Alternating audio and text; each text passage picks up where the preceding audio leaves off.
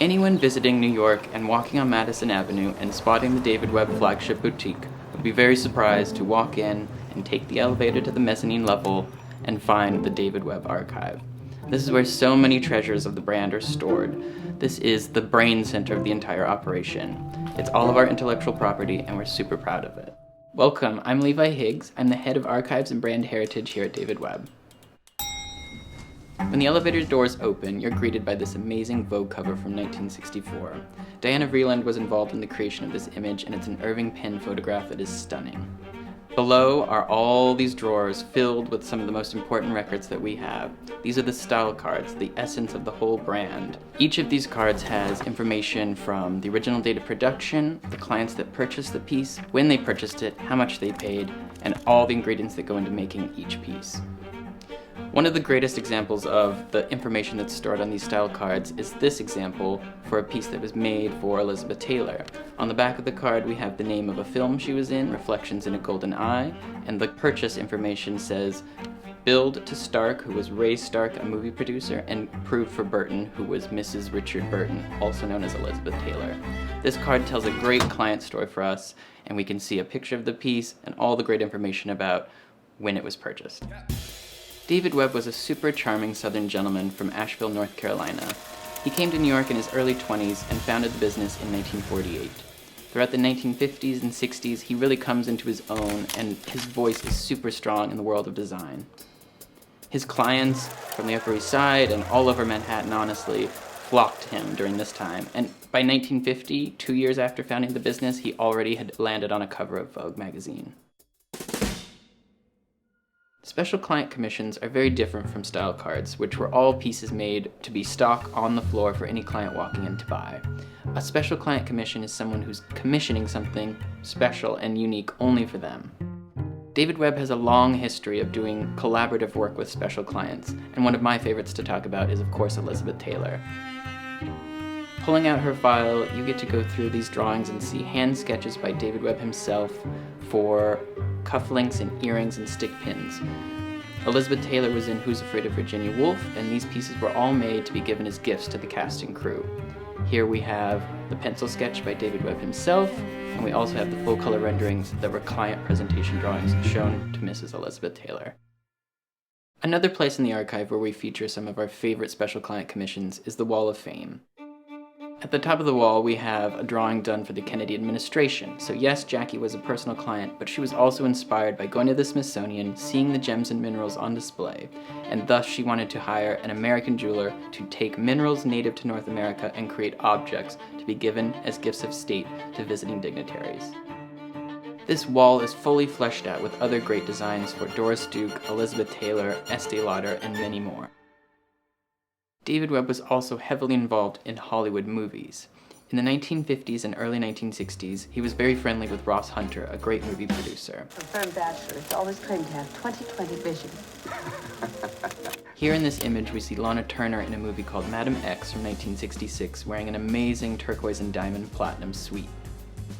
In our collection, we also have a very beautiful and very similar turquoise diamond necklace. It's so satisfying to have a piece of jewelry next to its original sketch, and here you can see exactly how close the rendering was to the finished piece of jewelry. The David Webb Archive is also a great research library because we have all of David Webb's original reference books. These books are places where he drew inspiration from, and we have books on jewelry history, different cultures, and how to draw animals. One of my favorite books in the collection is The Big Book of Wild Animals. One of my favorite pages is obviously the giraffes and zebras, two very important animals in the David Webb Oeuvre. One anecdote that we really latch onto in the David Webb Archives is that David Webb went to the Metropolitan Museum of Art all the time to see exhibitions from all different cultures that really inspired his work. These portfolios contain a rich fashion editorial archive, as well as our advertising that date all the way back to 1948.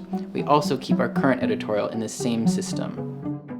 One of our favorite editorial books to pull is 1969. In the beginning, we have Naomi Sims, who was one of the first black supermodels. And we also love this image of Cher that was shot by Richard Avedon in 1969 for Vogue. Going through these editorial books, we're constantly inspired by the strong portraiture that helps us inform new advertising campaigns. Many other facets of the archive include historic newspaper clippings, historic ads, special client commission photography, casting books, and many other ephemera. Let's take a look at the variety of different drawings that we have in the David Webb Archive. We have hand-done sketches by David Webb himself in pencil, figuring out a design roughly. We also have fully hand-painted gouache renderings by artists that David Webb employed himself. We love having the through line of the David Webb DNA throughout all of these pieces, but being able to bring something to life anew from a drawing is astounding. It's always fascinating to see a piece of jewelry next to its original rendering. This way, you're seeing the full lifespan of a piece, from original rendering to the craftsmanship that went into making it in our workshop and the finalized piece. With the plethora of designs that exist in the David Webb Archive, going through a lookbook from the 1970s is very illuminating to see how pieces were originally grouped and thought of by the man himself. One of the rarest pieces we have in the archive is a ledger book from 1966 and 1967. This ledger book details who was coming into the shop and who they were meeting with and what they were doing. One of the most important pages in this ledger is Doris Duke's meeting with David Webb discussing her natural pearl earring. One of the responsibilities of the archive is to digitize and protect all of our intellectual property. This way, through the past and present and all of our future projects, we're able to assist and grow these projects to their fullest potential. The importance of all of our resources and information that we have in the David Webb Archive is that it enables us to do research and authenticate pieces, thus validating the legacy of the brand. One of the questions I'm constantly asked is, how is the archive growing? And it's through our museum collection. We're always looking to acquire pieces with interesting provenance, one-of-a-kind pieces, or objets. We have pieces in our museum collection that are from the 1966 exhibition of Gifts of State. We also have pieces owned by the likes of Marjorie Merriweather Post, among others, and many other pieces that are fleshing out our extensive museum collection. The archives at David Webb are paramount to understanding our roots, where we came from, and how we shape our future. We hope you enjoyed this virtual tour, and we look forward to seeing you in New York soon.